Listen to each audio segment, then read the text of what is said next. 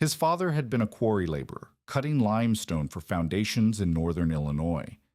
When Martin was 9, his father took him into a round root cellar they were building for a wealthy farmer, a stone cylinder sunk into the earth to store vegetables through winter. Outside, the wind shrieked across the prairie, loud enough to drown a man's voice. Inside, where Martin stood, the air was still. His father crouched beside the curved wall, pressed his palm against the cold stone, and said something Martin would carry for 25 years without knowing why it mattered. "Feel that. Corners trap cold, curves turn it." Now Martin was standing in a ruined barn in Wisconsin, watching daylight pour through a gap in the wall that would kill his cattle before spring. He had arrived in Jefferson County in August of 1889 with $28 in his pocket, a 7-year-old son who still cried for his mother at night, and a mortgage on 40 acres of Wisconsin dairy land that nobody else had wanted. The day Martin Vale signed the papers, the banker in Fort Atkinson had looked at him with something between pity and professional detachment. The previous tenant had abandoned the place after 2 failed seasons. The barn needed new sills. The well pump seized in cold weather. The fencing wouldn't hold a determined calf. But the price was low enough that a man with almost nothing could almost afford it, and Martin had calculated that almost was close enough to possible. He had 4 milk cows. He needed those cows to survive. They were his income, his winter food, his collateral against the debt, and the only reason a bank would extend credit to a widower with no hired help and a child too young to work. Lose the cows, and he would lose everything: the farm, the future, any chance of giving Noah a life that wasn't defined by his mother's absence. Clara had died in childbirth 7 years earlier, in a farmhouse in northern Illinois that Martin couldn't bear to keep. He had drifted, worked other men's fields, saved what he could, and finally scraped together enough to try again in Wisconsin. This farm was supposed to be the fresh start, the place where memory stopped bleeding into every corner of every room. The barn had looked adequate in August. By September, he understood why the previous tenant had walked away. The gale came on a Tuesday, the kind of wind that didn't howl but roared, steady and horizontal, pushing against everything vertical until something gave. Martin was in the cabin with Noah when he heard the sound, not a crack, but a long, grinding surrender, wood separating from wood in a way that meant something structural had failed. He ran across the yard in rain that hit like gravel. The west wall of the barn had peeled back from its frame, 3 boards hanging loose, 2 more splintered on the muddy ground. Through the gap he could see his cows, pressed against the far side, eyes showing white. He worked until dark, nailing what he could back into place, but the damage went deeper than loose boards. The sill timber was rotten along an 8-foot stretch. Water had been seeping in for years, and the gale had simply finished what neglect had started. The wall would need to be rebuilt, new sill, new studs, new planking. The next morning he rode into Fort Atkinson and found the sawyer. The estimate was $42 for materials alone. Labor would be another $15 minimum. The sawyer needed payment before delivery because Martin had no established credit. Total, $57 to fix a wall that Martin could not afford to leave broken. Martin had $28 and $12 more owed at the mercantile for flour, salt, and lamp oil he had already used. He rode home in silence. Elias Morrow arrived 3 days later, uninvited. He was 62 years old, with hands that looked like they had been carved from the same oak as fence posts, and a reputation in Jefferson County that went back 30 winters. He had managed the Schuler dairy operation for 2 decades, 40 head, enclosed barn, hired men, real resources. 3 years earlier, he had buried his wife and retired to a small holding on the North Road, but he still walked other men's properties when word reached him of trouble, because Elias Morrow could not stop himself from measuring the distance between a man's situation and the ground. He stood in front of Martin's damaged barn and said nothing for a long time. Then he walked inside. He ran his hand along the intact east wall, knocked on 2 posts, crouched to examine the sill where it met the stone foundation. He counted the cows. He looked at the roof. He stepped back outside and looked at Martin the way a doctor looks at a patient who is asked if there is any hope.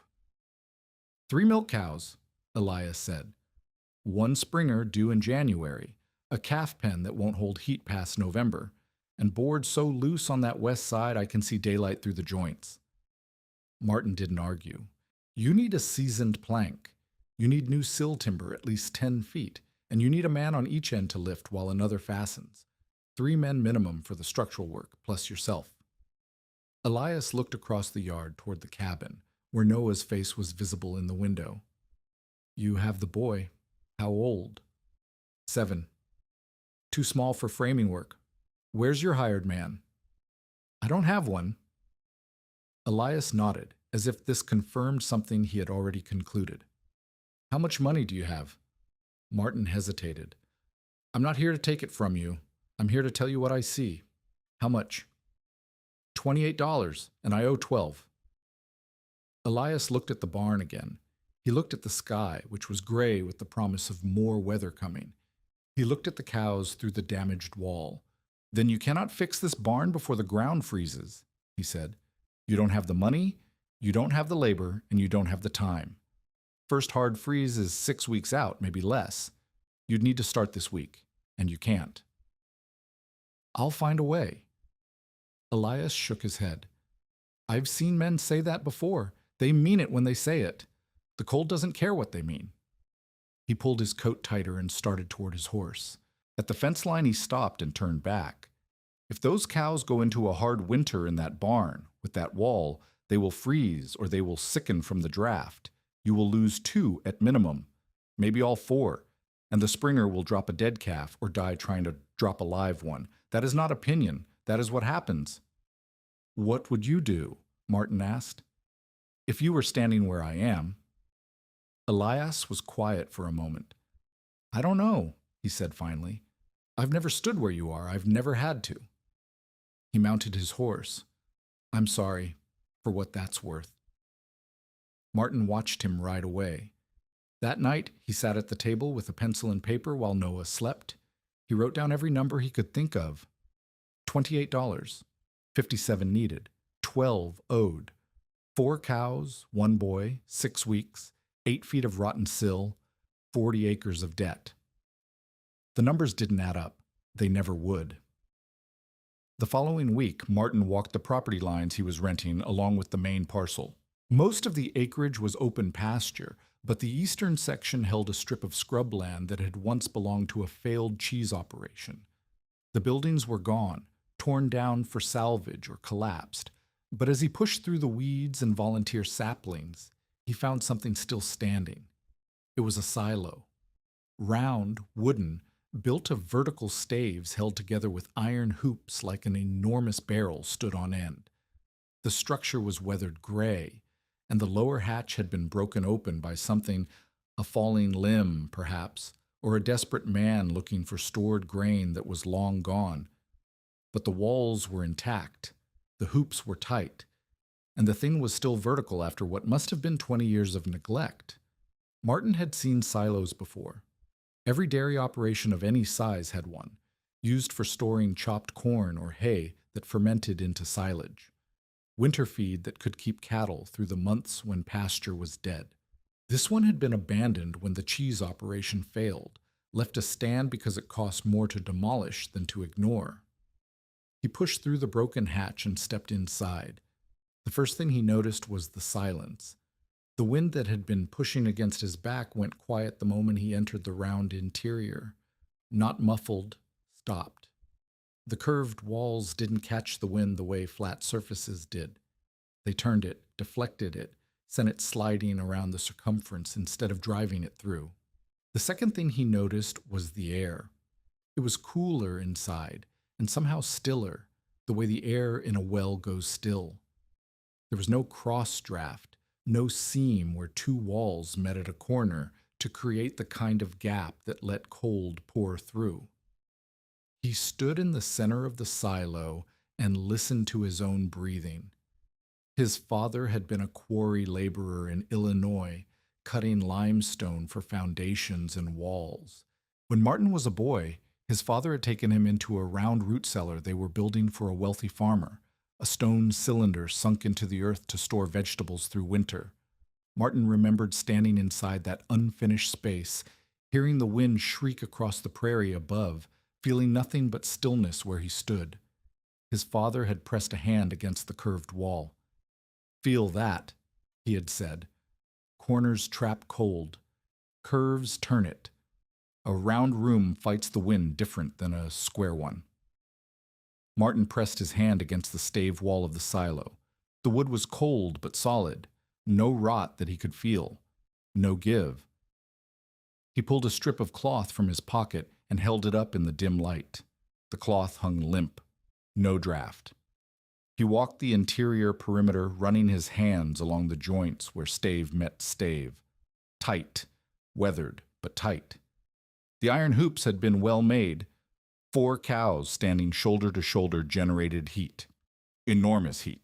Martin had stood in enclosed barns in winter and felt the warmth rolling off a huddled herd, watched their breath turn to steam, felt the temperature difference between the animal space and the open air outside. A cow was a furnace wrapped in hide. 4 of them together, in a space this enclosed, this sheltered from wind. The thought was absurd. A silo was for feed, not livestock. You didn't put living animals in a grain tower. The neighbors would think he had lost his mind. But the numbers hadn't changed. $28. 8 feet of rotten sill. 6 weeks. He looked up at the high vent opening near the top of the silo, where air would naturally exhaust. He looked at the broken hatch, imagining it widened into a proper door. He looked at the floor, estimating how much straw would be needed to build a bedding pack, deep enough to insulate from the frozen ground. The idea was impossible. But so was everything else. Jonas Pike was Martin's nearest neighbor to the west, a 41-year-old farmer with a solid barn, a profitable herd, and the particular confidence of a man whose decisions had mostly worked out. He rode over 2 days later, drawn by the same current of gossip that brought Elias, and found Martin measuring the silo's base with a length of rope. "What in God's name are you doing?" Martin told him. Jonas laughed, not cruelly, but with the genuine surprise of a man who has just heard something he could not have predicted. "You're fixing to stable milk cows in a feed tower like they're church bells." "I'm fixing to keep them out of the wind." Round or not, a silo was built to hold chopped corn, not breathing stock. Jonas walked closer to the structure, examining it with the skepticism of someone who understood exactly what silos were for. "You put 4 cows in there, they'll steam the walls wet in a day. Wet walls freeze, frozen walls hold no warmth. A week later, you've got cattle standing in an ice barrel." "I'll vent it." "How?" "You cut vents, you let in draft. You don't cut vents, you let in moisture. Either way, you steam them sick." Jonas shook his head. "Martin, I've seen men try ideas that sounded clever in August and killed them in January. The cold finds the flaw. It always does." "What's my alternative?"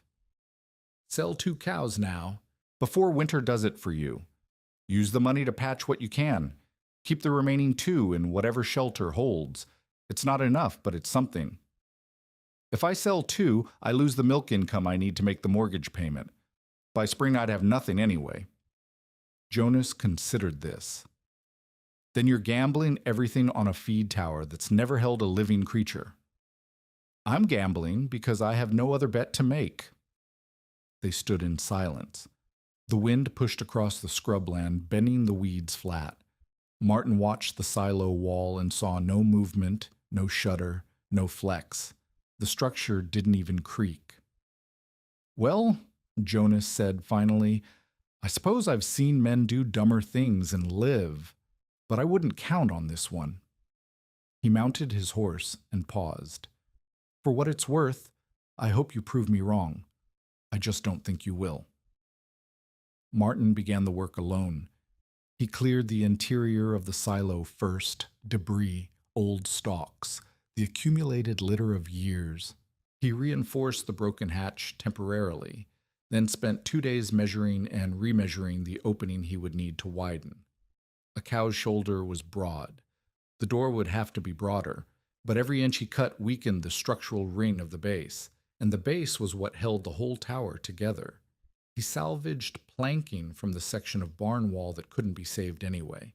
He gathered stones from the field edges to build a drainage apron outside the future door. He hauled straw from the remaining good section of his barn, one wagon load at a time, stacking it in the cabin because he had nowhere else to keep it dry.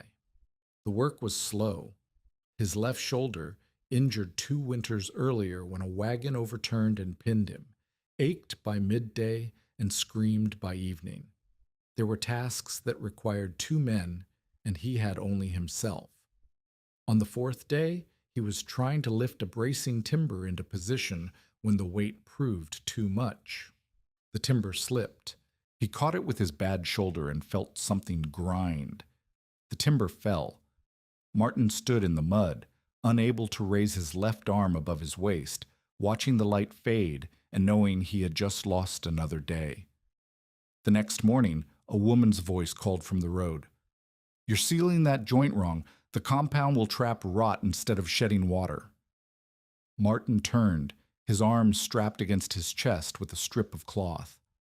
A woman stood at the edge of the overgrown path, perhaps 55 or 60, wearing a wool coat that had been patched many times and a practical expression that suggested she had seen most of the mistakes a person could make on a farm and had stopped being surprised by any of them. "Ada Kesler," she said, not waiting for him to ask. "I knew the family that built this silo. My husband made their cheese for 8 years before the operation failed. I've been watching you work for 3 days and I couldn't stand it anymore." Couldn't stand what? The waste. She walked closer, examining the joint Martin had been trying to seal. "You're using oakum and lime, which is correct, but you've packed it flush.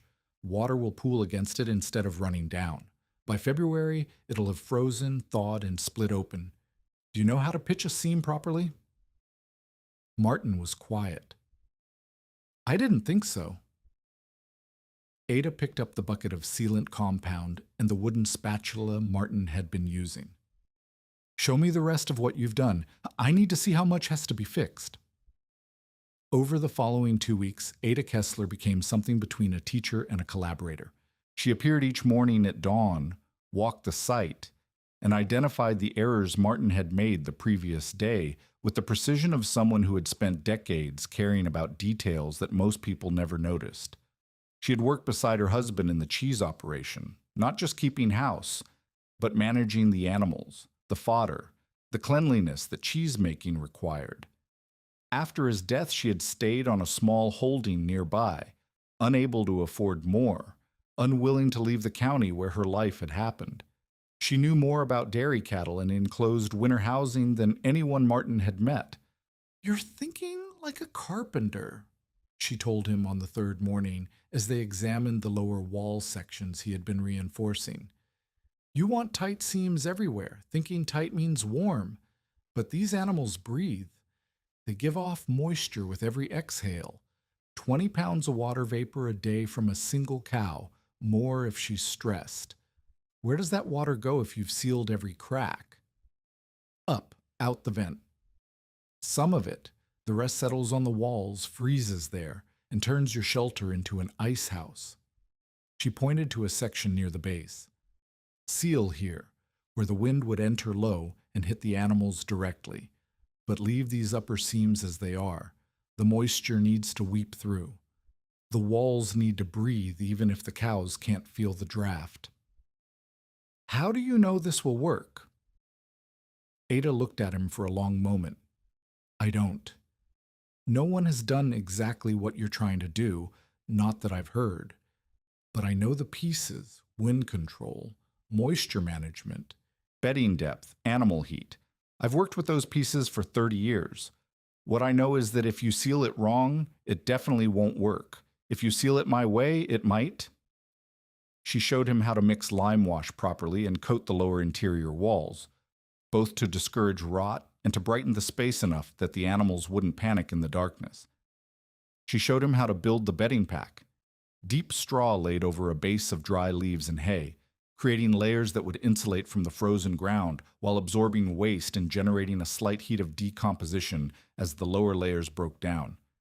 She showed him how to create a drainage channel just outside the door so meltwater wouldn't pool and freeze the entrance shut. Martin worked. Noah helped where he could, carrying tools, fetching water, holding the lantern after the autumn evenings shortened and the work stretched past dark. The boy understood, in the way that children understand, that something important was happening, that this strange round tower was somehow going to keep them from becoming the kind of people who left places because they had no other choice. On the 12th day, Silas Bream arrived. Silas was the local lender and feed dealer, a man who had built his modest fortune on the specific mathematics of other people's failures. He bought distressed farms below value, held mortgages with terms designed to trigger default, and controlled enough of the local feed supply to make himself difficult to avoid. He was not cruel in any obvious way. He never raised his voice, never threatened, never did anything that couldn't be justified by the numbers. But he had made his calculations about Martin Vale the moment the gale took down the barn wall, and those calculations had Martin losing the farm by spring. He rode up to the silo and sat on his horse, watching Martin and Ada work. "I heard you were doing something unusual out here," Silas said. "I had to see it for myself." Martin kept working. "The boys at the creamery are having a fine time with it. Vale's gone from poor to touched in the head, they're saying. Next he'll stable them in the well." Silas laughed, a sound with no warmth in it. "I wanted to tell you that I respect what you're trying, creative solutions and all that, but I also wanted to offer you an alternative, before it's too late." He reached into his coat and produced a small notebook. "I'll buy 2 of your cows today. Fair price, based on current milk production. That gives you cash to survive the winter, reduces your feed burden, and keeps you from losing everything when this," he gestured at the silo, "does what everyone knows it's going to do." "And what is it going to do?" "Kill your animals. Slowly or quickly, I don't much care which. You can't house livestock in a grain tower. The structure isn't designed for it. The ventilation is wrong, the access is wrong, the space is wrong. You'll lose them all, and then you'll lose the farm, and then..." Silas shrugged. "Then we'll have a conversation about what the property is worth with no livestock, no operating income, and a mortgage you can't pay." "How much for 2 cows?" Silas named a figure that was perhaps 60% of market value. "That's robbery. That's what your cows are worth to a man who has to take them now, before winter, with no guarantee they'll survive to spring in your care. The discount is for risk." Silas closed his notebook. "Think about it. The offer stands until first frost. After that, the price goes down." He turned his horse and rode away. Ada watched him go. "That man has been waiting for this property to fail since before you arrived. The previous tenant owed him money, too. I'm not selling." "I know." She picked up her tools. "That's why we'd better get this right." By mid-December, the silo shelter was complete. Martin had widened the base hatch into a door broad enough for a cow to pass through without scraping, reinforced with an iron strap salvaged from a broken wagon wheel, and a timber frame that distributed the load around the cut section. The interior walls were whitewashed to the height of a man's shoulder. The bedding pack was 18 inches deep, with fresh straw laid over a base of dry leaf matter and last year's hay. The high vent remained open, controlled by a wooden shutter on a rope that could be adjusted from inside. A smaller baffle near the door controlled low airflow, closed in wind, cracked in calm weather to prevent moisture buildup. The first trial was a single cow for a single night. Martin led his calmest milker, a brown and white animal named Bess, into the silo at dusk.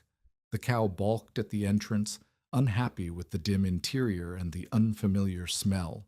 But Ada had suggested scattering a handful of grain just inside the doorway, and hunger proved stronger than suspicion. Bess entered. Martin closed the door behind her. He slept on the cabin floor that night, waking every 2 hours to check. Each time the silo was quiet. Each time he put his hand against the outer wall and felt nothing concerning. When dawn came, he opened the door and found Bess standing calmly in the straw, her breath making small clouds that drifted toward the high vent. The water pail he had left inside had a thin skin of ice on top, but the ice was thinner than the ice on the pail he had left in the barn as a control. The barn pail was frozen solid an inch down. He moved all 4 cows into the silo that afternoon. December passed. The cold deepened. Martin fell into a rhythm that was brutal but sustainable. Morning chores before light, mucking and fresh straw for the silo, water hauled from the well in buckets that had to be filled before the pump froze, hay distributed, milk collected. The shoulder healed slowly, as these things do, never quite right, but functional enough. The cows adjusted. They learned the space, found their positions, settled into the kind of herd calm that comes from not being blasted by wind every time the door opened. Martin began tracking small data points: how quickly the water froze, how much straw was consumed, how the animals moved and breathed and ate. He had no formal system, just marks on a scrap of paper, but the marks told a story. Jonas Pike stopped by twice to see how the experiment was progressing. The first time, he said nothing. The second time, he admitted that the cows looked healthy, but added that the real test would be a genuine storm, not just ordinary winter cold. Elias Morrow came once. He inspected the interior with the same thoroughness he had applied to the ruined barn 3 months earlier. He checked the door, the vent, the bedding depth, the animal's condition. He stood in the center of the silo and listened to the wind outside, and Martin saw him notice the same thing Martin had noticed the first time: the silence, the stillness, the way the curved walls turned the pressure away. "I told you this wouldn't work," Elias said finally. "I know. I may have been hasty." He walked to the door and examined the hinge work. "If a real cold snap comes, I mean a true deep freeze, the kind that kills livestock in open ground, this will be tested past what you've seen so far. The vapor alone could overwhelm your venting if the exterior temperature drops fast enough. You'd wake up to ice on the inside walls and animals too weak to stand." "I know, but you've done better than I expected." Elias looked at Martin with something that might have been respect. "I still think you're risking everything on an idea that nobody has proven, but I've been wrong before." He left. Martin watched him go and felt the complicated weight of being taken seriously by a man who had predicted his failure. The weather held through the new year, cold but not brutal. Martin began to wonder if the winter would simply pass without providing the true test everyone kept warning about. On January 11th, the temperature was 34 degrees at noon, mild, almost warm. The snow on the ground had started to soften. Farmers who had been worried about their stock began to relax. That evening, Noah developed a fever. The fever came fast and high. Noah had been fine at breakfast, quiet, but fine. By mid-afternoon, he was complaining that his head hurt. By supper, he was in bed, his forehead hot enough to make Martin's hand flinch away, his breath coming in shallow, rapid pulls that sounded wrong. Martin had seen children die of fevers. He had watched neighbors bury small coffins in frozen ground. He had held Clara's hand while their first child, a girl they never got to name, went blue and still 3 hours after being born. He knew what death sounded like when it circled a house.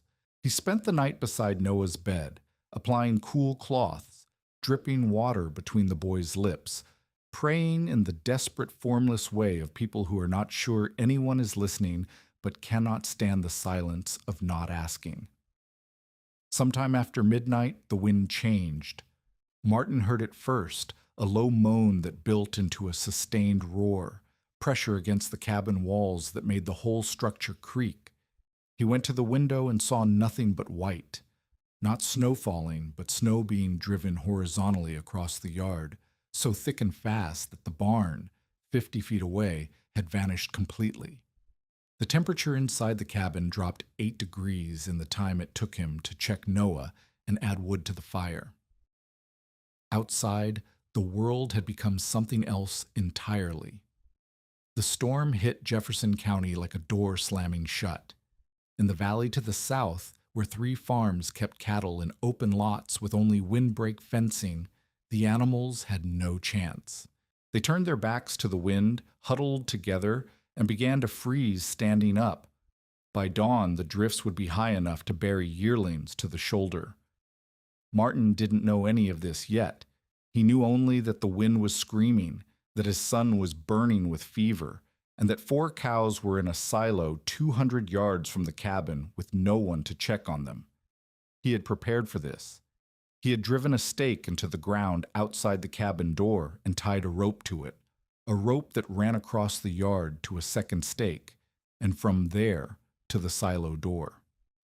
He had done this because he had read about men who walked out of their houses in blizzards and died 10 feet from their own front steps, unable to find their way back through the white blindness.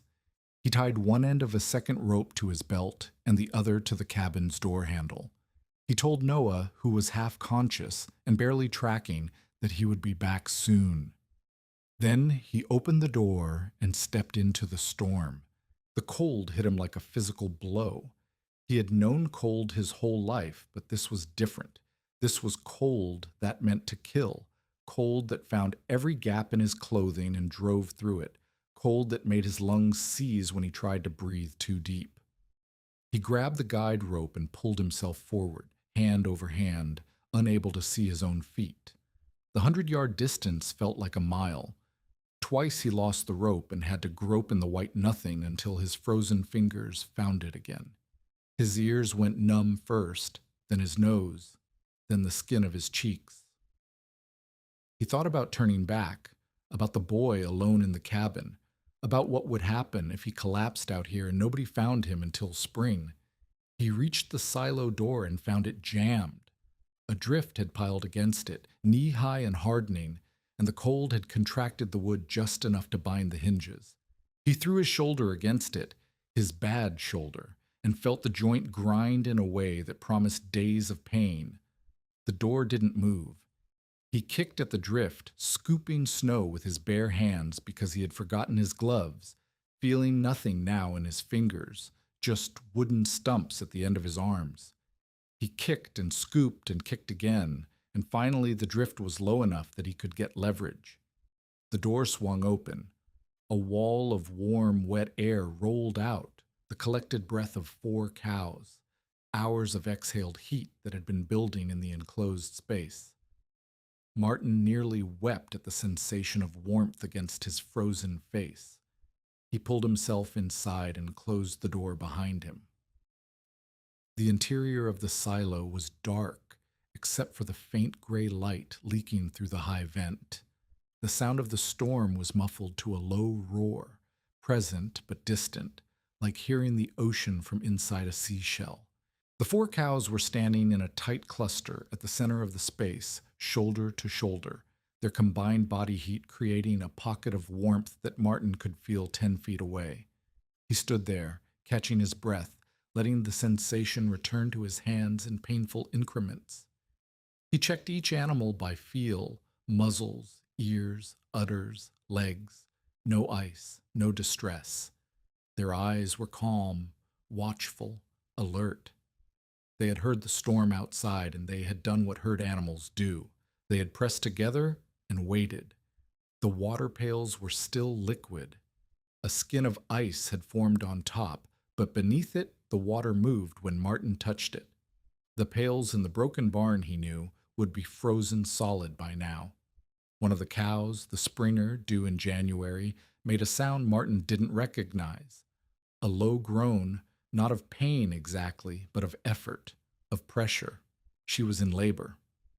"No," Martin said out loud. "Not now, not tonight." but the cow didn't care about Martin's schedule.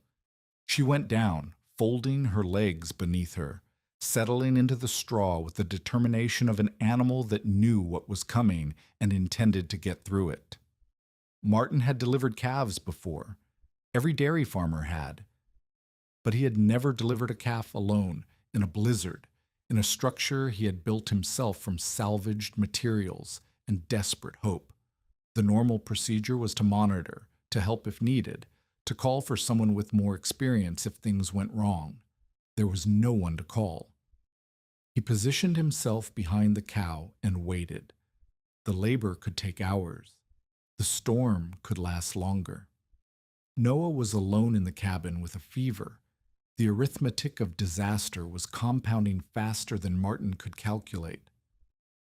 The door opened. Snow swirled in with the wind, and a figure stumbled through, hunched, shapeless, covered in white. For a terrible moment, Martin thought it was Noah, that the boy had come looking for him and gotten lost. Then Ada Kesler shook the snow from her coat and said, "The Springer is down? How long?" "I don't. How did you?" "I saw the storm wall coming from my place. You can see these things if you know how to look. I knew you'd be out here, and I knew you'd need help." She crossed the silo floor, her eyes adjusting to the dim light, and knelt beside the laboring cow. "How long has she been down?" 10 minutes, maybe 15. Ada ran her hands along the cow's flank, then checked the birth canal with the practiced efficiency of someone who had done this hundreds of times. "Early, she's not ready yet. We have an hour, maybe more." She looked at Martin's hands. "You're frostbitten. Can you feel your fingers?" "Barely." "Put them under your arms, warm them slowly. If you try to warm them too fast, you'll damage the tissue worse." She moved to the door and examined the gap where wind was whistling through. "There's a seam opened up here. Where's your oakum?" Martin pointed. Ada worked quickly, stuffing the gap, while Martin stood with his hands pressed against his own chest, feeling the pain arrive as the numbness receded, first a tingling, then a burning, then an ache that went all the way to the bone. An hour passed. The cow labored. The storm shrieked outside, and the silo walls held. Martin thought about Noah alone in the cabin and felt terror climbing up his throat, but he couldn't leave Ada here with a calving cow, and he couldn't take Ada with him because someone had to stay with the animals. Then another figure came through the door. Elias Morrow, snow-crusted, half-frozen, his eyes wild with the adrenaline of a man who had just fought his way through a killing storm. "The boy," he gasped. "Saw him at the window. Fever, couldn't stand. I got him to my place. My daughter's there. She'll watch him." Martin stared. "Don't look at me like that. I came to help with the stock. Found the boy trying to walk out the door in his night clothes, looking for you. I took him back." Elias closed the door behind him and looked around the silo. "I told you this tower would kill your cattle. I still might be right, but I wasn't going to let a child freeze to prove it." The Springer delivered her calf at 4 in the morning. It was a heifer, small and weak, and she nearly died twice in the first hour, once when the cord didn't separate cleanly, once when she couldn't find her legs. Ada talked Martin through what to do. Elias held the lantern and said nothing, his face unreadable in the flickering light. By dawn, the calf was nursing. The storm had begun to slacken. The wind dropped from a scream to a moan, and eventually to the ordinary sound of winter air moving across open country. Martin opened the silo door and looked out at a transformed world.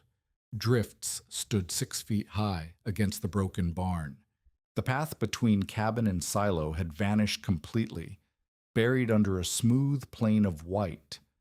The temperature, he would learn later, had dropped 53 degrees in 8 hours, from mild to murderous in the time it took a man to sleep. Across the valley, the damage was beginning to reveal itself. Jonas Pike had lost 2 heifers to exposure, found them standing frozen in a drifted corner of his lot. A hired hand on the Schuler place, the same operation Elias had once managed, had nearly died trying to free cattle from a collapsed lean-to. The open lot farms to the south had lost more, but the full count wouldn't be known for days. Martin's 4 cows stood in the dim warmth of the silo, breathing steam into the gray morning light. The weak calf nursed. The water pails had ice on top, thin and breakable. The bedding was wet with the night's accumulated moisture, but the walls had held, the vent had drawn. The structure had done exactly what Martin had gambled it would do. Elias looked at the cows, at the walls, at the high vent where exhaled air was still drifting upward into the cold. "I told you that tower would bury them," he said. "I was wrong." Martin said nothing. He was thinking about Noah, about the fever, about the long walk back to Elias's place to see his son. He was thinking about the calf that had almost died, and the cow that had almost died, and the night that had almost killed all of them. He was thinking about the fact that it wasn't over. The winter had months left to run. The silo had survived one test, but there would be others. The skeptics had started to crack, but they hadn't broken, and the question that had been driving him since September, can a structure meant for feed become a living shelter, had finally begun to answer itself. The cows were alive. The method had held. But the real story, Martin was beginning to understand, was just beginning. Noah's fever broke on the 3rd day after the storm. Martin had barely slept in that time, shuttling between Elias's farmhouse where his son lay and the silo where his cattle needed tending. The walk between the two places, 1.25 miles, became a kind of meditation, his boots crunching through snow that came to his thighs in the drifted sections, his mind running calculations he couldn't stop making. Feed consumption, water needs, bedding depth, the calf's progress, the boy's breathing. When Noah finally opened his eyes and asked for water, in a voice that sounded like himself again, Martin sat on the edge of the borrowed bed and wept. He didn't make a sound, but the tears came anyway, and Elias's daughter, a practical woman named Margaret who had 3 children of her own, pretended not to notice. "He'll need rest," she said. "A week at least before he's strong enough to go home. You can stay here if you like." "I can't. The animals." "Then come when you can. He'll be fed and warm." Martin walked back to the silo that afternoon and found Jonas Pike standing in the doorway, looking at the cows with an expression Martin had never seen on his face before. "I lost 2 heifers," Jonas said without preamble. "The back corner of my lot drifted over. They couldn't get out. By the time I reached them, they were standing frozen, still upright." He turned to look at Martin. "Yours are all alive." "Yes." "How much vent did you leave?" It was the first real question Jonas had ever asked him. Not a challenge, not a dismissal, but a genuine inquiry from a man who had just lost money and livestock and wanted to understand why. Martin showed him. He walked Jonas through the structure, explaining what Ada had taught him, where to seal and where to leave gaps, how the high vent drew moisture upward, how the bedding depth insulated from the frozen ground, how the curved walls turned wind instead of catching it. Jonas listened without interrupting, his hands running along the stave joints, his eyes measuring the space. "The wall breathes," Jonas said finally. "You didn't seal it tight. You sealed it selective. That's what Ada called it. And the heat comes from the animals themselves. 4 cows make a lot of heat, more than you'd think." Jonas stood in the center of the silo for a long moment, the same way Elias had stood there weeks earlier. Martin watched him notice the stillness, the absence of draft, the way the storm's aftermath, howling wind across the open fields, became a muffled presence inside the curved walls. "I owe you an apology," Jonas said. "I told you this would fail. I laughed at you in front of other men." "You were being honest about what you thought." "I was being arrogant about what I knew. There's a difference." Jonas pulled his coat tighter. I have a section of my barn that faces north. The boards are loose, but the structure is sound. Could your method work there? Not a silo, but the same principles? I don't know. Maybe. You'd have to control the draft low and let the moisture exhaust high. You'd need enough animals to generate heat and enough bedding to insulate. The shape helps. Curves are better than corners, but the shape isn't everything. Would you show me what to look for? Martin considered. 3 months ago, this man had mocked him publicly. Now he was asking for help. Yes, Martin said. I'll show you.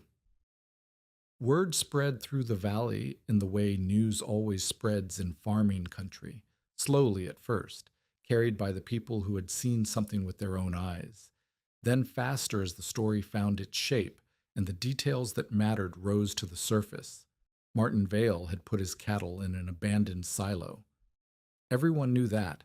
Most people had thought he was crazy. But his cows had survived the January storm without a single loss, while the farms with conventional shelter, or no shelter at all, had buried animals in the frozen ground. The first visitors came within a week. 2 brothers from the next township over. Dairy farmers who had lost a valuable bull to exposure and wanted to understand how Martin's method worked. They arrived skeptical and left thoughtful, carrying rough sketches of the vent placement and bedding depth. Then came a man from the Creamery Association, sent to investigate whether the story was true or just winter exaggeration. He spent an hour in the silo, asking questions Martin had never thought to ask himself, writing notes in a small leather book. When he left, he said nothing encouraging, but he said nothing dismissive either, and that silence felt like a kind of progress. Ada came each day, checking on the calf's development and the condition of the bedding. The calf, whom Noah had named Patch for the white marking on her forehead, was thriving now, nursing strongly, beginning to explore the space on legs that grew steadier each day. Ada watched her with the satisfaction of a woman who had helped bring something difficult into the world and intended to see it flourish. "People are talking about you," she told Martin one morning, "at the mercantile, at the feed store. They're saying you did something that shouldn't have worked." Silas is probably saying I got lucky. Silas is saying exactly that. But the men who lost cattle aren't interested in luck. They're interested in not losing cattle next time. Ada scattered fresh straw over a wet section of bedding. You should think about what you want to teach them. I don't want to teach anyone anything. I just wanted to keep my cows alive. What you want and what you owe are different things. You learned this from your father's memory and from my instruction. If you keep it to yourself, it dies with you. If you pass it on, it lives in every barn that learns to breathe properly. Martin thought about his father, crouched in that stone root cellar, pressing his palm against the curved wall. He thought about Clara, who had wanted children partly because she believed knowledge should be inherited, that the things worth knowing deserved to outlive the people who knew them. I'll teach anyone who asks, he said, but I won't pretend I have answers I don't have. This worked for me in this structure, with these animals. It might not work for everyone. Then teach them that too. Teach them the questions, not just the answers. Elias Morrow returned on a Sunday when the afternoon light was slanting through the high vent and the silo interior glowed with the warm amber color of straw and old wood. He walked the perimeter slowly, touching the walls, examining the joints, noting the places where Martin had made repairs since the storm. I managed dairy cattle for 23 years, Elias said finally. I thought I knew everything worth knowing about keeping stock through winter. Large barns, proper ventilation, adequate feed, good breeding for cold tolerance. The right way to do it. He stopped at the water pails, which held liquid water with only the thinnest skin of ice on top, a remarkable fact given the temperature outside. I never would have done this, never would have thought of it. A feed tower isn't for livestock. Everyone knows that. It's the kind of thing a man says when he's lost his head, when the pressure has cracked something loose. Elias turned to face Martin directly. But you weren't cracked. You were calculating. You looked at what you had, and you looked at what you needed, and you found a path between them that no one else could see. I was desperate. Desperation makes some men stupid. It made you creative. There's a difference. Elias reached into his coat and produced a small cloth bundle. I brought this for you. My wife made it years ago. It was meant for a grandson we never had. Martin unwrapped the bundle. Inside was a child's knit cap, blue and gray, sized for a boy of 7 or 8. For Noah, Elias said, for when he's well enough to go outside again. Martin held the cap for a long moment. He didn't know what to say, so he said nothing, which seemed to be the right choice. I told you that tower would bury your beasts by morning, Elias continued. Those were my exact words. I want you to remember that I said them, because I want you to remember that I was wrong. Not uncertain, not cautious, wrong. He walked toward the door. If any man in this valley tells you your method won't work for him, send him to me. I'll tell him what certainty is worth when the real cold comes. The hostile skeptic did not convert easily. Silas Bream had built his local position on the reliable mathematics of other people's failures, and Martin Vale's success disrupted those calculations in ways that Silas found personally offensive. The story spreading through the valley wasn't just about a clever survival technique. It was about a man who had refused Silas's predatory offer and proven that refusal correct. Every farmer who heard the story would remember that Silas had tried to buy Martin's cows cheap, had predicted disaster, had been wrong. Silas's first response was to claim luck. One storm doesn't prove anything, he said at the feed store, loudly enough for others to hear. That silo could collapse tomorrow. The man is gambling with his livelihood, and gamblers lose eventually. When the silo didn't collapse, and the cows continued thriving, and other farmers began asking Martin for advice, Silas shifted tactics. He started selling silo treatment, a compound he claimed would make any structure suitable for winter livestock housing. The compound was mostly lime and rendered fat, worth perhaps 1/10 of what he charged for it, and it had no special properties that would help with ventilation or heat retention. Martin learned about this from Jonas Pike, who had heard about it from a cousin in the next county. He's telling people your method requires his compound, Jonas said. He's claiming you used it yourself and that's why it worked. That's a lie. I know. But he's Silas Bream. People owe him money. They buy from his store. They don't want to call him a liar to his face. Martin thought about this. He had spent his whole life avoiding confrontation, keeping his head down, doing his work and hoping trouble would pass him by.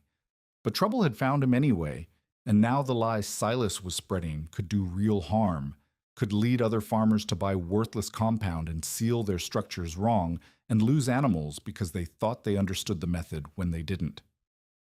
I'll talk to him, Martin said. That won't do any good. I'll talk to everyone else then. I'll show them what I actually used and how it actually works. I'll let them compare. Jonas was quiet for a moment. You know he'll make your life harder for it. He holds paper on half the farms in this valley. He holds paper on mine, but I'd rather owe him money and tell the truth than stay silent and watch other men lose cattle to his lies. The demonstration happened on a Thursday in early February, in the silo itself, with 11 farmers watching Martin walk through every step of what he had done and why. He showed them the whitewash on the lower walls, and the oakum in the low seams, and the gaps he had deliberately left unsealed near the top. He showed them the bedding depth and explained the layers, dry leaves at the bottom, old hay above that, fresh straw on top, the whole pack generating slight warmth as the lower layers decomposed. He showed them the high vent and the baffle near the door and the drainage channel outside that kept meltwater from freezing the entrance shut. He showed them that he hadn't used any special compound, just materials available to any farmer with a little time and no money. 3 of the 11 men owed money to Silas Bream. 2 of them had already bought his silo treatment. They examined the silo walls carefully, asked detailed questions about what Martin had used, and left without saying much. But Martin saw them exchange glances, and he understood that Silas's lie had begun to unravel. Word of the demonstration reached Silas by evening. His response came the next morning, in the form of a letter to the Creamery Association suggesting that Martin's experimental cattle housing posed sanitation risks and should be investigated before it spread further. The investigation came. The inspector was the same man who had visited weeks earlier with his leather notebook. He examined the silo again, checked the milk that Martin's cows were producing, asked questions about disease and contamination. At the end, he wrote a brief report stating that he found no sanitation concerns and that the cattle appeared healthy and well-maintained. Silas's complaint was dismissed. His compound stopped selling. His position in the valley's informal hierarchy, the man everyone owed, the man whose predictions came true, had cracked. He didn't speak to Martin directly for the rest of that winter, but Martin could feel his attention, cold and calculating, waiting for an opportunity that hadn't yet arrived. Spring came slowly to Jefferson County, the kind of spring that tests patience, snow melting, then returning, then melting again, the ground thawing into mud that sucked at boots and wagon wheels. Martin moved his cows back to the pasture as soon as the grass began to show, but he kept the silo maintained, the bedding cleared, the structure ready for the next winter. Noah recovered fully, though he remained thin for months afterward, the fever having burned through whatever reserves a growing boy carries. He returned to the cabin in late January and took up his chores again, feeding chickens, carrying water, holding tools while Martin worked. He didn't talk much about the night of the storm, but sometimes Martin caught him looking at the silo with an expression that seemed older than 7 years. Ada came less often as the weather warmed. She had her own work, her own small holding to maintain, and the urgent need that had driven their collaboration through the winter had faded into something calmer. But she still stopped by once a week, usually on Sundays, to check on Patch's development and to drink a cup of weak coffee at Martin's table. "You've done well," she told him one afternoon in early April.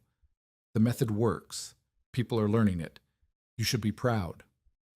"I'm not proud. I'm relieved." "That's the same thing for people like us." She set down her cup. "I want to tell you something. I'm not well." Martin looked at her more closely. She was thinner than she had been in the fall, and there was a color to her skin, grayish, muted, that he hadn't noticed before.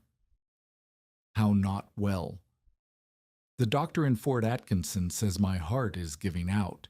He's not certain how long, months maybe, could be less." Martin didn't know what to say. He had learned to rely on Ada's presence, her knowledge, her willingness to correct his mistakes before they became disasters.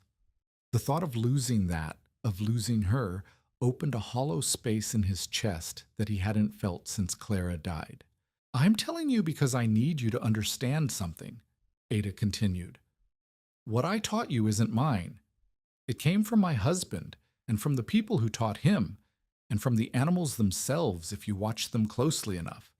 It doesn't belong to anyone. It just moves from hand to hand, person to person, and now it's yours. Ada, don't argue with me. I'm old and I'm tired and I don't have time for sentiment. What I know, you know now. What I did, you can do. The question is whether you'll pass it forward the way I passed it to you or whether you'll let it stop." Martin thought about his father in the root cellar, about Clara wanting children who would carry forward what she believed mattered, about Noah pressing his face to the window on the night of the storm, watching for his father in the white darkness. "I'll pass it forward," he said. Good. Ada stood, more slowly than she used to. Then I can die without worrying about it. She left. Martin watched her walk down the lane toward the road, and something in the way she moved, careful, deliberate, as if each step required calculation, told him that she had been right about the time remaining. Ada Kesler died on a Tuesday evening in late May, in her own bed, in the small house where she had lived since her husband's death. Martin was with her when it happened, having come that afternoon when word reached him that she had stopped eating and couldn't rise. She didn't say much at the end. Her breathing grew shallow, then slower, then stopped.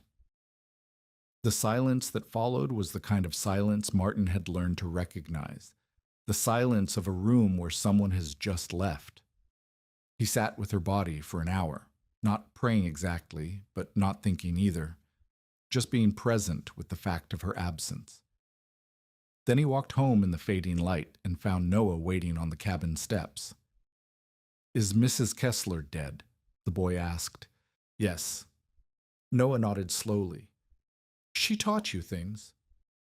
"She did." "Will you teach me?" Martin sat down on the step beside his son. The evening was warm, the first truly warm evening of the year, and the fields beyond the cabin were green with new growth.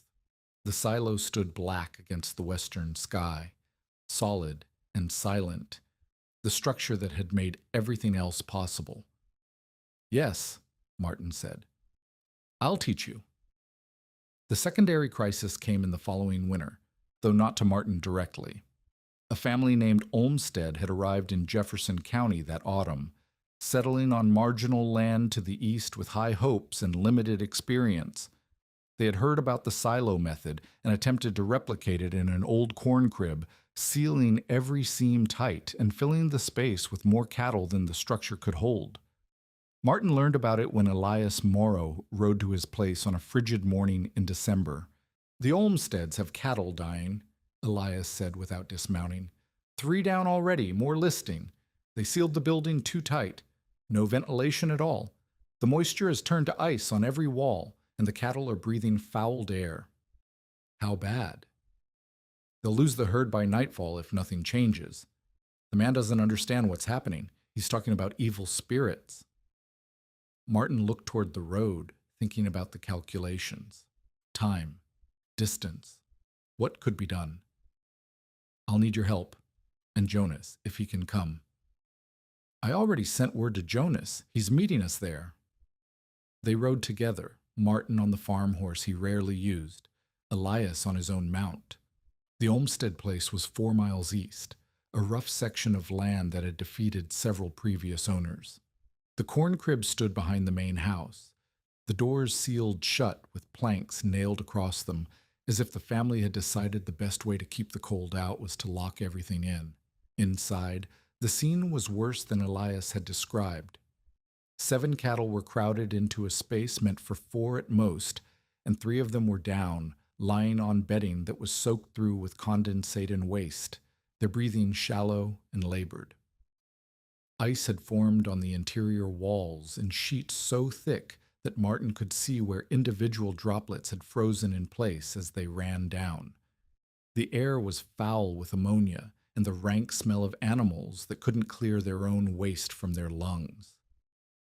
The farmer, a thin man with terrified eyes, stood in the doorway with his wife and 2 children. "I did what they said," he told Martin. "Sealed it up, kept the cold out, but they're dying anyway." "You kept everything in," Martin said. "The cold and the heat and the breath and the waste. A cow puts out 20 pounds of water vapor a day. You have 7 cows in here. Where did you think that water was going to go?" I didn't know."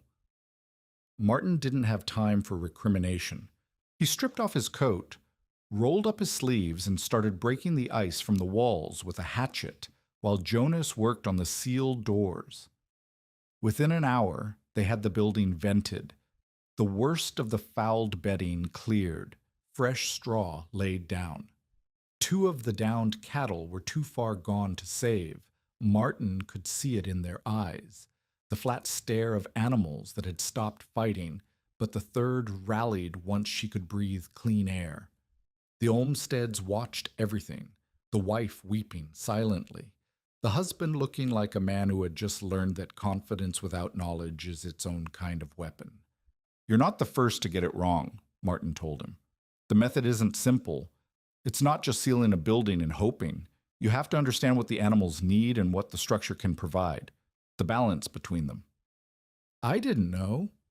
"Now you do."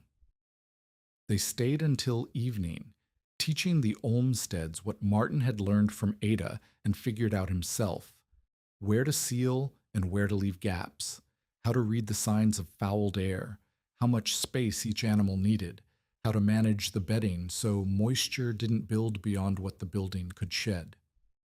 When they left, Jonas rode beside Martin for a while in silence. "Silas is going to say this proves your method is dangerous," Jonas said finally. "He's going to say people died because you taught them wrong. People died because someone tried to copy what they heard about without understanding it. That's not the method. That's the gap between knowing and understanding." "You think that distinction will matter to Silas?" "I think it'll matter to the people who learn the difference." Silas Bream's opportunity came in March of that year, though it arrived in a form he hadn't anticipated. He had purchased a group of feeder cattle from a failed operation to the south, intending to hold them through the winter and sell in spring at a profit. But the building he had available, a drafty holding shed on his secondary property, wasn't adequate for the purpose, and he had refused on principle to adopt any technique associated with Martinvale's name. The late storm caught him exposed. It wasn't as severe as the January blizzard of the previous year, but it was bad enough. 2 days of wind and snow, temperatures dropping fast, drifts piling against structures that leaked like sieves. Silas lost 4 cattle to exposure and 1 to injury when a wall section collapsed under the weight of accumulated ice. He came to Martin's farm on the 3rd day, appearing at the cabin door without announcement, his expression the complicated mask of a proud man who has run out of alternatives. "I need your help," Silas said. Martin stood in the doorway and said nothing. "I know what I said. I know what I tried to do. But I have cattle dying, and you know how to stop it, and I am asking you to help me." Martin considered. This was the man who had tried to buy his cows for less than they were worth, who had spread lies about his method, who had complained to the Creamery Association in an attempt to shut him down. Every calculation said, let him suffer. But the cattle hadn't done anything wrong, and the lesson Ada had taught him wasn't about revenge. "I'll help," Martin said. "But you're going to learn why it works, not just what to do, and you're going to stop lying about it afterward." Agreed. They rode together to Silas's property, and Martin spent the day doing the same work he had done at the Olmsted place, venting the sealed spaces, managing the moisture, creating the conditions where animal heat could accumulate without fouling the air. By evening, the remaining cattle were stabilized. By the following week, they were thriving. Silas didn't thank him, but he didn't spread lies anymore either, and when other farmers asked about the method, he told them what Martin had taught him in the cold and the mud of that difficult march. It wasn't friendship. It wasn't even respect exactly. It was the grudging acknowledgement of a man who had bet against the evidence and lost. "I tried to buy your place for less than your cows were worth," Silas said on the last day as Martin prepared to leave. "Instead, I'm borrowing your measure stick." "Keep it," Martin said. "I don't need it back." The years that followed moved faster than the first one had, the way years do when survival is no longer in question and life becomes something more ordinary. Martin repaired the barn wall properly that second summer, using money he had saved from milk sales and the small fees he charged for consultations with other farmers. The silo remained standing, maintained and ready, used now primarily for calving and for emergency shelter when storms came quickly. It had become a kind of landmark in the valley, the round tower where Vale had done the impossible thing. Noah grew. He learned to milk properly at 9, to manage the bedding pack at 10, to read the signs of fouled air and overstressed animals at 11. He attended school in Fort Atkinson when the weather allowed, and worked beside his father when it didn't. The fever had left him without obvious damage, though Martin sometimes thought he saw something in the boy's eyes, a seriousness, a watchfulness that hadn't been there before the storm. Jonas Pike's widowed sister, Ruth, began helping with cream delivery in the second year. She was a practical woman, 31 years old, with 2 children of her own from a marriage that had ended when her husband was killed by a falling tree. She came twice a week at first, then more often, until the arrangement became something that couldn't be explained by cream delivery alone. They married in the spring of Martin's 3rd year on the farm, a small ceremony at the church in Fort Atkinson, with Jonas standing witness and Noah carrying the rings. Ruth moved her children into the cabin, which suddenly felt both smaller and more alive than it had in years. Martin built an addition that summer, 2 rooms and a proper porch, and for the first time since Clara's death, the house held the sounds of a family.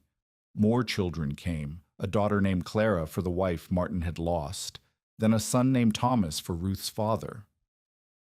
The farm expanded slowly, carefully, each addition planned against the mathematics of survival that Martin had learned in that first desperate year. He never forgot how close he had come to losing everything, and that memory made him cautious in ways that sometimes frustrated Ruth but never surprised her. The silo method spread beyond Jefferson County. Farmers from other townships came to see, to learn, to adapt the principles for their own situations. Not everyone succeeded. Some structures couldn't be vented properly. Some spaces were too small or too large.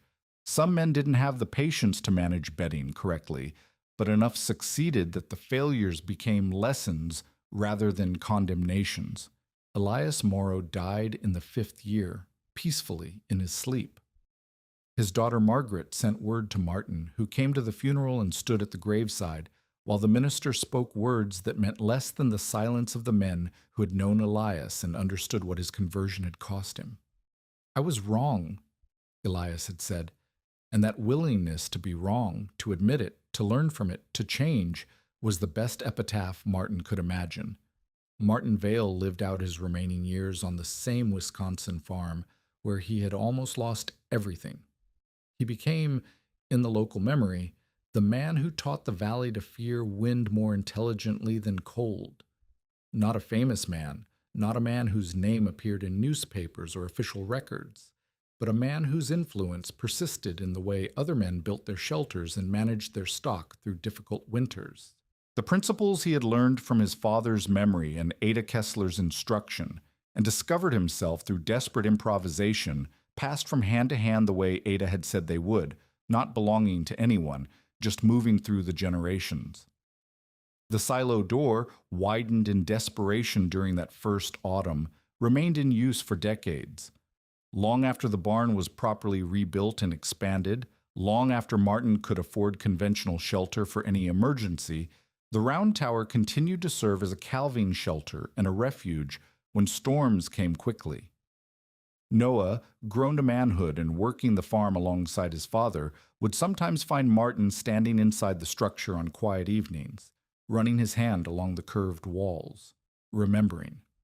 The final image of Martin Vale, as the valley remembered him, was not of a desperate man fighting to survive. It was of an old man teaching a grandson, Thomas's boy, born in the new century, how to read the signs of weather and animals and structures.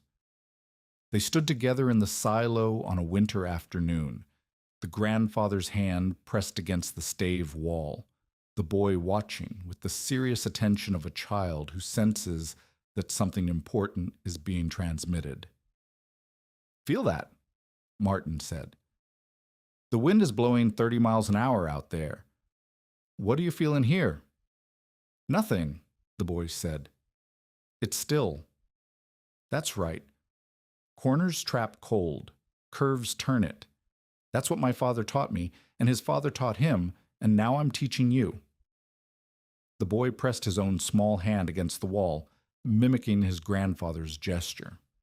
Outside, the wind drove snow across the frozen fields, but inside the round tower the air was calm.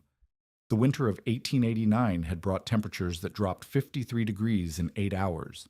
It had frozen cattle in open lots, buried farmsteads under drifts, killed men who walked out of their own doors and couldn't find their way back. The valley remembered the cold, the way valleys remember the disasters that shaped them. But Martin Vale remembered something else. He remembered standing in the silo at dawn after that storm, the door open, warm breath rolling out into the frozen morning. He remembered 4 cows alive, standing in straw, their eyes calm. He remembered the weak calf blinking in the steam, learning to stand on legs that weren't supposed to exist. Elias Morrow had stood in front of Martin's ruined barn and delivered his verdict. "Put your cows in that tower, and you'll bury the beast by morning, and your boy after them if he goes in to pull one free." Martin had buried nothing. The beasts were alive. The boy was alive. The tower had held. And Noah, grown old himself now, would sometimes press his palm against the curved interior wall where the frost never formed, and remember his father standing in that same spot, measuring the distance between what everyone knew and what turned out to be true. The valley remembered the cold. Martin Vale remembered the shape that kept the wind out,